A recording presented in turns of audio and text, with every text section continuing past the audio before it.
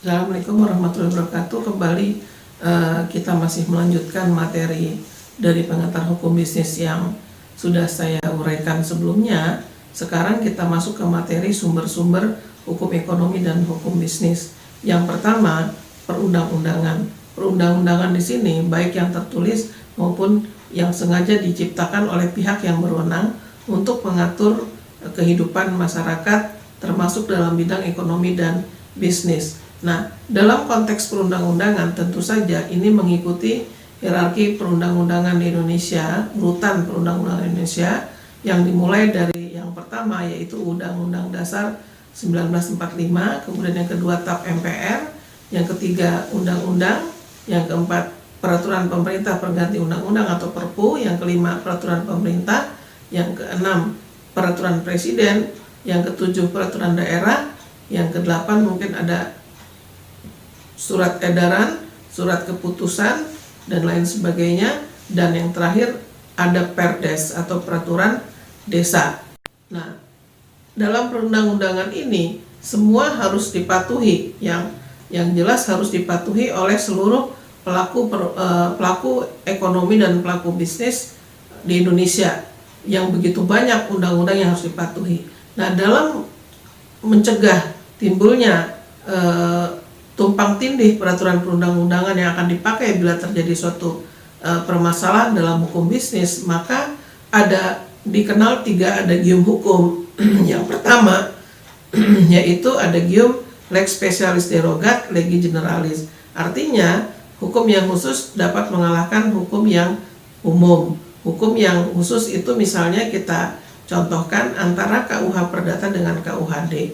Yang lebih khusus adalah KUHD, maka KUHD lah yang akan dimenangkan daripada hukum perdata. Kemudian adagium yang kedua lex superior derogat legi inferiori. Artinya hukum yang lebih tinggi akan mengalahkan hukum yang lebih rendah. Misalnya antara UD 45 dengan TAP MPR, tentunya yang akan menang adalah UD 45. Atau misalnya antara undang-undang dengan PP, maka yang harus dimenangkan atau yang harus didahulukan adalah undang-undang. Jadi yang lebih tinggi yang akan mengalahkan lebih rendah. Kemudian yang adagium ketiga lex posterior derogat legi priori. Artinya hukum yang baru atau yang keluar belakangan akan mengalahkan hukum yang keluar lebih dahulu atau yang hukum yang lama. Misalnya antara undang-undang yang terjadi di dalam undang-undang BI atau Bank Sentral. Ada undang-undang nomor 13 tahun 68 tentang Bank Sentral. Kemudian keluar lagi Undang-Undang nomor 23 tahun 99, Yungto Undang-Undang 3 tahun 2004 dan Undang-Undang nomor 6 tahun 2009. Maka yang dimenangkan adalah undang-undang yang keluar belakangan, yaitu Undang-Undang 23 99, Yungto Undang-Undang 3 2004 dan Undang-Undang nomor 6 tahun 2009. Itulah yang dimenangkan. Begitupun dengan undang-undang yang lain, berarti undang-undang yang lebih dahulu keluarnya itu akan disampingkan dengan undang-undang yang keluar belakangan atau yang berlaku belakangan.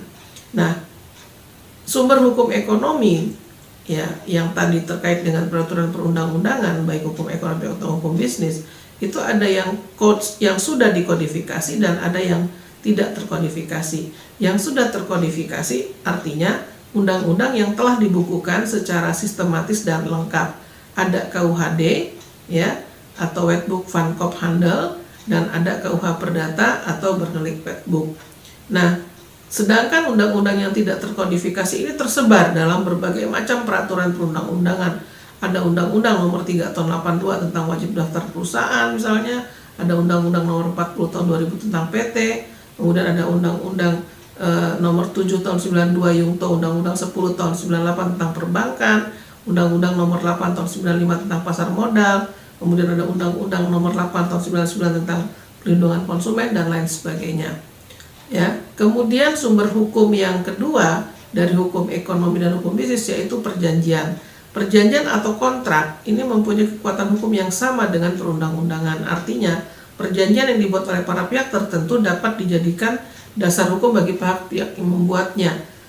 Kita tahu bahwa pasal 1338 di dalam KUH Perdata disebutkan di ayat 1 bahwa peraturan yang dibuat atau perjanjian yang dibuat oleh para pihak akan berlaku sebagai undang-undang bagi pihak yang membuatnya. Artinya perjanjian yang dibuat itu akan menjadi undang-undang keberlakuannya, sama seperti undang-undang untuk para pihak yang membuatnya. Kemudian yang ayat 2, apabila salah satu pihak ingin membatalkan perjanjian, maka harus disetujui lagi atau disepakati lagi oleh kedua belah pihak. Jadi tidak bisa dibatalkan sepihak perjanjian tersebut. Dan yang ketiga, perjanjian harus mempunyai itikat baik, ya, 1338. Nah, itu yang dikatakan di dalam perjanjian. Yang ketiga, traktat. Traktat ini sering disebut perjanjian antar negara. Traktat dapat dibuat oleh dua negara baik secara bilateral atau banyak negara multilateral. Yang kita tahu misalnya yang sudah diratifikasi adalah Undang-Undang WTO atau Undang-Undang Nomor 7 Tahun 94 tentang Establishing the World Trade Organization. Nah, itu disebut dengan traktat yang tadinya dia merupakan satu perjanjian atau GATT, sehingga berubah nama menjadi WTO, maka kemudian itu disebut dengan traktat. Artinya sudah diratifikasi oleh di Indonesia oleh pemerintah Republik Indonesia, misalnya sebagai undang-undang atau sebagai peraturan lainnya. Kemudian yang keempat adalah jurisprudensi. Jurisprudensi ini adalah peraturan atau putusan-putusan pengadilan yang terdahulu yang dapat dianggap sebagai sumber hukum, karena apabila sudah ada jurisprudensi yang tetap, maka hal tersebut akan diikuti oleh hakim dalam memberikan putusannya yang saat ini terhadap kasus yang serupa atau yang sama. Di Indonesia, hakim kadangkala sering melihat putusan kepada jurisprudensi dalam kasus-kasus yang sama. Kemudian yang kelima, custom atau kebiasaan.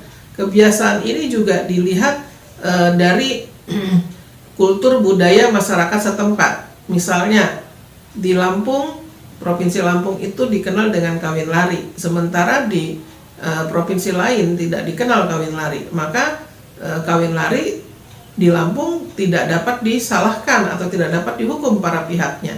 Ya, justru itu merupakan adat dari sebagian adat yang ada di Provinsi Lampung. Kemudian yang keenam, doktrin atau pendapat para sarjana. Ini merupakan sumber tidak langsung yang berguna di dalam perumusan perundang-undangan atau penafsiran sumber hukum tertentu oleh hakim lainnya. Pendapat sarjana atau doktrin juga berguna dalam pengembangan ilmu dan praktek hukum. Doktrin bisa berbentuk azas-azas, prinsip-prinsip atau teori-teori hasil pemikiran para sarjana hukum sepanjang abad. Di dalam putusan pengadilan, ya, juga kadang-kadang atau dalam perkara pengadilan diperlukan pendapat ahli. Itulah salah satunya tujuan diberlakukannya doktrin di dalam sebagai sumber hukum di dalam hukum ekonomi dan hukum bisnis. Untuk itu, sampai di sini materi dari pengantar hukum bisnis dengan materi fungsi hukum ekonomi dalam pembangunan nasional. Nanti selanjutnya kita akan lanjutkan dengan materi berikutnya. Assalamualaikum warahmatullahi wabarakatuh.